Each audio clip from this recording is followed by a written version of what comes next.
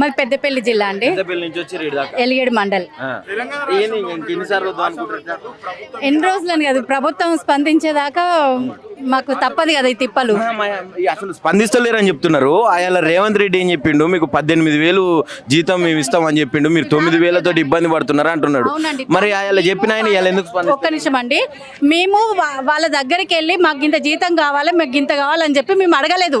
మేనిఫెస్టోలో సీతక్క గారు చెప్పిండ్రు ఇంత ఇస్తామని చెప్పేసి, 9,000తో సరిపోతలేదు అని చెప్పేసి 18,000 ఈ రోజుల్లో ఉన్న సరుకులను బట్టి 18,000 అని చెప్పేసి వాళ్ళు పెట్టిండ్రు.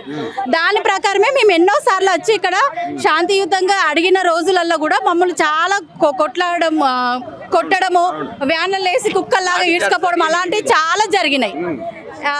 దయచేసి ఇప్పటికైనా కానీ వాళ్ళు పెట్టిన మేనిఫెస్టోలో వాళ్ళు 18,000 ఆశాలకు ఇస్తామని వాళ్ళు పెట్టారు కాబట్టి వాళ్ళు ఇచ్చేదాకా మేము దేనికైనా సిద్ధంగా ఉంటామని చెప్పి చెప్తున్నాం. ఇప్పుడు కూడా చూస్తే ఒక మనిషికి 2 చొప్పున ఉన్నారు పోలీసు వాళ్ళు బయట. వాళ్ళని చూసి సగం మంది మీరు బయటనే ఉన్నారు ఇప్పటిదాకా కూడా, ఇంకా వస్తలేరు. ఎట్లా ఏం చెప్తారు దానికి? అంటే అక్రమంగా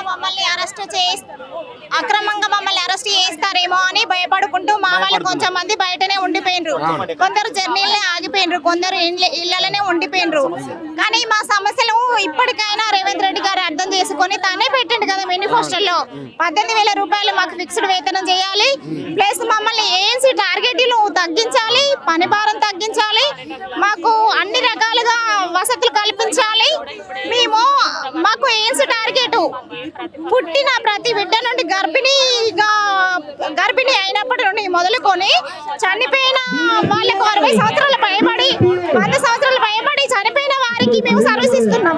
కానీ ఇప్పటికైనా మమ్మల్ని గుర్తింపు లేదు. మాకు ఆశ అంటే అసలు చులకన భావం, మా మీద చులకన భావమే ఉంది ప్రభుత్వానికి.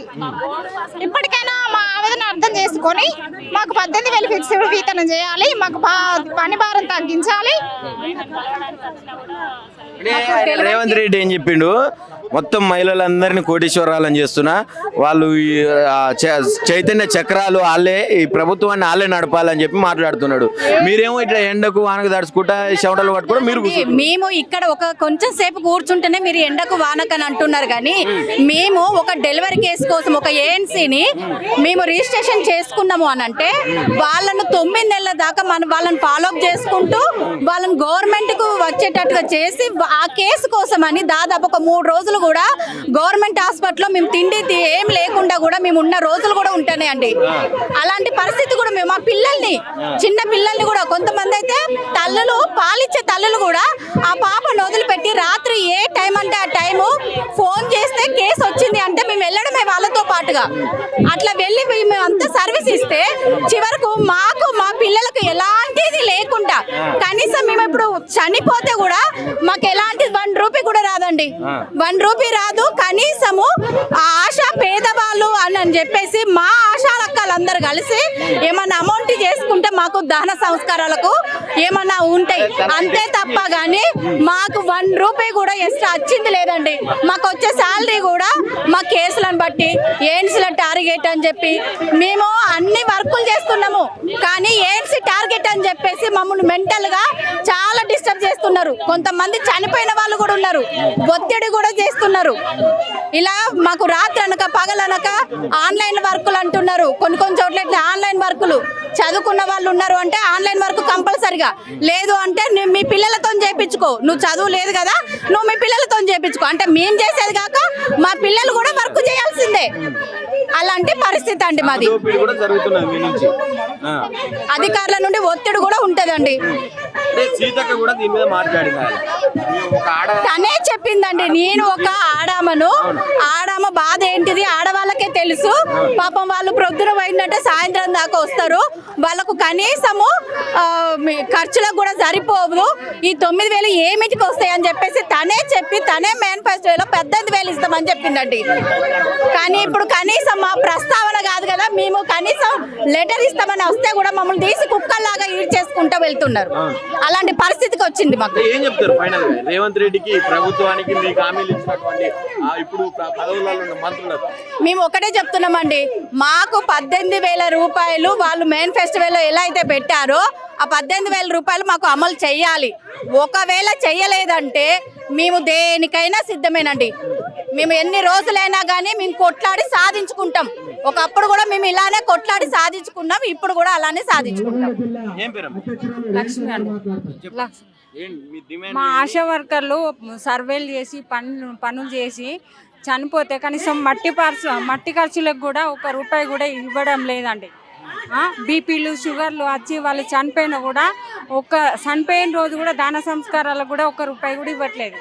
మాకు అవన్నీ మున్సిపాలిటీలో ఇచ్చే రూపాయలు 18,000 ఫిక్స్డ్ వేతనం ఇవ్వాలి, మాకు మట్టి ఖర్చులకు ఇవ్వాలి, పండగల సెలవులు ఇవ్వాలి, మాకు ఇవన్నీ ఇవ్వాలని ఇప్పటికైనా మా కష్టాన్ని అర్థం చేసుకొని రేవంత్ రెడ్డి గారు ఇప్పటికైనా ఇవ్వాలని చెప్పి మేము కోరుకుంటున్నామండి.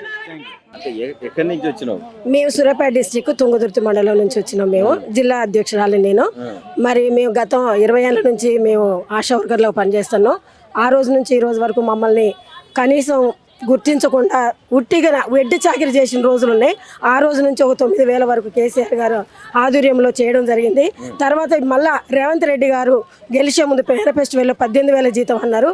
18,000 జీతము మీ సరిపోగానే 50,000 రూపాయలు మట్టి ఖర్చులు అని ఇస్తానన్నారు. ఇంతవరకు 2 సంవత్సరాలన్నర జరిగిపోతున్నా కూడా మాకు ఇంతవరకు లేదు. ఈ రోజు ఊళ్ళో పోయి పని చేస్తుంటే ప్రతి ఏఎన్ఎం కానీ ప్రతి డిపార్ట్మెంట్లో ఉన్న ప్రతి ఒక్కరు మమ్మల్ని బెదిరిస్తున్నారు, మమ్మల్ని ఎన్నో కష్టాలు పెడుతున్నారు, ఎన్నో సమస్యలు పెడుతున్నారు. పని భారం పెరుగుతుంది కానీ పారితోషికం అయితే పెరగట్లేదు. కనీసం జీతం కూడా టైంకి ఇచ్చిన రోజులు లేవు. ఎన్నో సమస్యలు ఎదుర్కొంటాను. ఒక్కొక్కరు ఒక్కొక్క తిట్లు, మీరు చనిపోవాలన్నట్టుగా అంత విరక్తి కలిగేటట్టుగా మమ్మల్ని భరించలేని మాటలతోటి ఏఎన్సీ టార్గెట్లతోటి మమ్మల్ని అంటున్నారు. అటువంటి ఎదుర్కొంటూ ఊళ్ళో పనులు చేస్తాను. ఈ రోజు వరకు కూడా ముఖ్యమంత్రి వారు మమ్మల్ని గౌరవించలేదు, కనీసం మమ్మల్ని పెంచలేదు. ఈ రోజులలో ఒక మనిషి బ్రతకాలంటే ఎంత అవసరమో అందరికీ తెలుసు. నిత్యావసరాలకు ఇదే అంశం మీద సీతక్క కూడా మాట్లాడింది, గుర్తుందా మీకు? ఈ 9,000 వస్తే మహిళలకు జాడదు, ఆ ఇల్లు ఎల్లదీయలేదు, 20,000 కావాలని చెప్పి మాట్లాడింది. మరి ఇప్పుడు ఎందుకు ఆ సీతక్క ప్రభుత్వంలో మంత్రిగా ఉన్నది, రేవంత్ రెడ్డి ముఖ్యమంత్రి అయ్యిండు, ఈ రోజు ఎందుకు మీ దగ్గరికి వస్తలేరు? మా దగ్గరికి రావట్లేదు. కనీసం అప్పుడున్న మాట ఈ రోజు లేదు. అదే సీతక్క ఏమని మాట్లాడారంటే, గతంలో ఒక ఆశా వర్కర్ బయటకు వెళ్తే 3 రోజులు ఒక డెలివరీకి పోతే 3 రోజుల దాకా ఇంటికి రాదు, ఆమె తిరిగి బ్రతికొస్తుందా రాదన్నది లేదా నన్ను మాట్లాడింది. వీళ్ళకి కనీసం 25,000 ఇవ్వాలి అని మాట్లాడింది. ఈ రోజు ఆ మాటలు ఎడిపోయినాయో తెలియట్లేదు. ఆనాడు ఆశా వర్కర్లం కాదా, ఆనాటి సీతక్క కాదా, ఇవాళ మినిస్టర్ మాకు ఎటువంటి సహాయం చేస్తలేరు.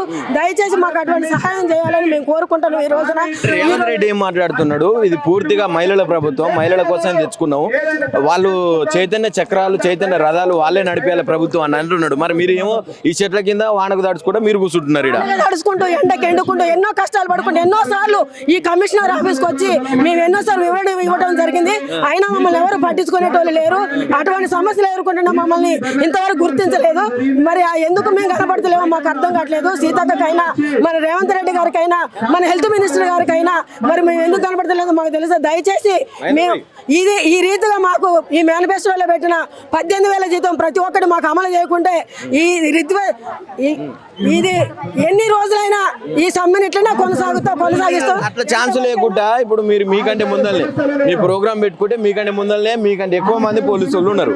అంటే మనిషికి ఇద్దరు పోలీసు వాళ్ళు లెక్కన కనిపిస్తున్నారు.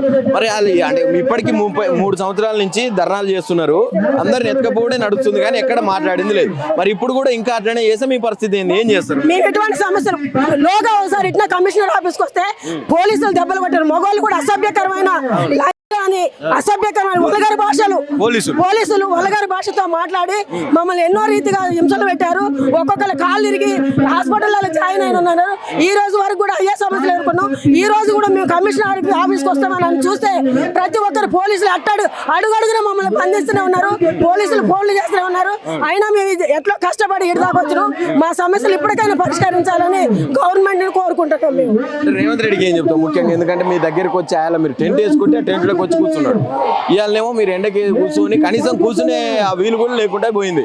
కూర్చొని ఇస్తలేడు ఏడా, ఆయనలన్నా కూర్చున్నారు, ఇలా కూర్చొనియకుండా చేస్తా ఉన్నాడు. మరి ఏం చెప్తారు రేవంత్ రెడ్డికి? ఏం చెప్తారు? రేవంత్ రెడ్డి గారికి ఒకటే చెప్తాను, దయచేసి మా యందు మమ్మల్ని గుర్తించి ఆడోళ్ళకే ముందు ప్రిఫరెన్స్ అన్నారు కాబట్టి మీరు దయచేసి మీరు మేనిఫెస్టోలో పెట్టిన మేము గొంతెమ్మ కోరికలు ఏం కోరట్లేవు మేము. మీరు మేనిఫెస్టోలో పెట్టిన 18,000 జీతం మీ ఎగ్జిబిషన్లోనే ఆశా పెట్టారు, ప్రస్తుతి సెలవులను పెట్టారు, ఇటువంటివన్నీ అమలు చేయాలని కోరుకుంటున్నాం. మళ్ళీ మీరు గెలవడానికి మేము కూడా ప్రయత్నిస్తాం, మళ్ళీ మీరే ముఖ్యమంత్రిగా కోరుకుంటాం. కానీ మమ్మల్ని గుర్తించి మమ్మల్ని ముందుకు నడిపేయాలని కోరుకుంటున్నాం ముఖ్యమంత్రి గారు. ఒకటే లేదు అని అంటే మాత్రం ఎంతవరకైనా కొనసాగుతామని ముఖ్యమంత్రి గారు సవినీయంగా కోరుకుంటున్నాం మేమైతే. Thank you.